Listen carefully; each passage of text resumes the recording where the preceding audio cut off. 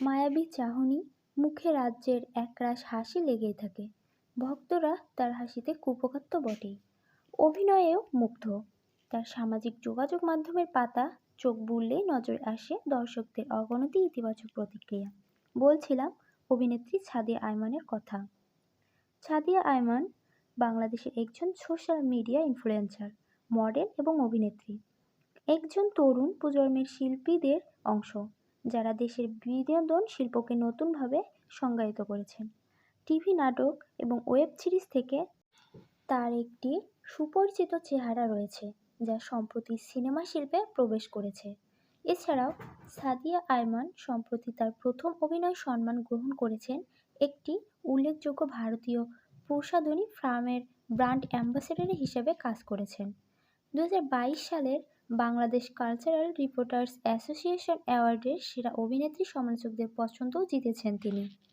তার পুরো নাম ছাদিয়া আয়মান, ডাকনাম ছাদিয়া। তার পেশা মডেল এবং অভিনেত্রী। জন্ম তারিখ 1998 সালের 17 মার্চ এবং জন্মস্থান বরিশাল। তিনি বাংলাদেশী এবং ধর্ম ইসলাম। ছাদিয়া আয়মান স্থানীয় বিদ্যালয় থেকে এসএসসি সম্পন্ন করেন এবং বরিশাল সরকারি মহিলা কলেজ থেকে উচ্চ মাধ্যমিক সম্পন্ন করেন এবং বিশ্ববিদ্যালয় ইস্ট ওয়েস্ট ইউনিভার্সিটি থেকে আইন বিভাগে স্নাতকে পড়াশোনা করছেন। 2019 সালে পড়াশোনা করতে বরিশাল থেকে ঢাকায় আসা হয় তার। বিশ্ববিদ্যালয়ে ভর্তির বছরখানেকের মধ্যে যুক্ত হয়ে পড়েন শোবিজে। একটি ফেসবুক পোস্ট মারফত পরিচালকের সঙ্গে যোগাযোগ তার। মূল বিপত্তি বাধে পরিবারের অনুমতিতে তিনি এই কাজে যুক্ত হন, কারণ বড় হয়েছেন রক্ষণশীল পরিবারের। তবে ছাদিয়া ঠিকই তার আত্মবিশ্বাস ও মেধা ও পরিশ্রমের মাধ্যমে নিজেকে প্রমাণ করেছে। ছাদিয়া আয়মানের প্রথম সিনেমা কাজল রেখা। প্রথম সিনেমা কাজল রেখা নিয়ে এই নায়িকা বলেন, আমার আশা দর্শক আমাকে পছন্দ করবেন।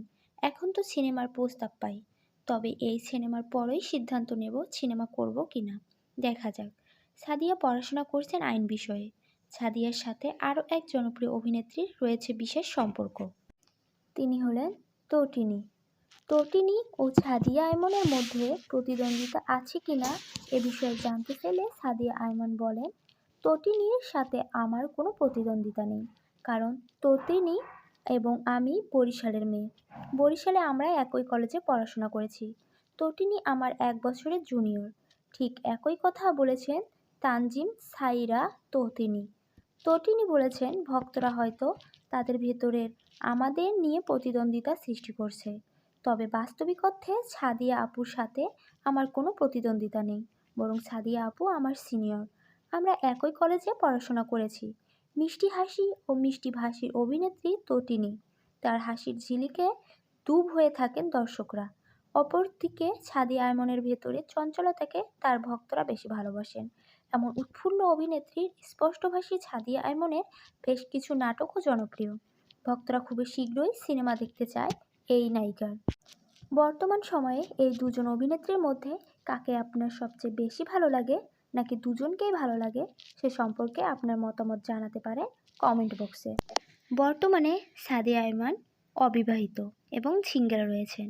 তার উচ্চতা 5 ফিট 3 ইঞ্চি এবং ওজন 57 কেজি।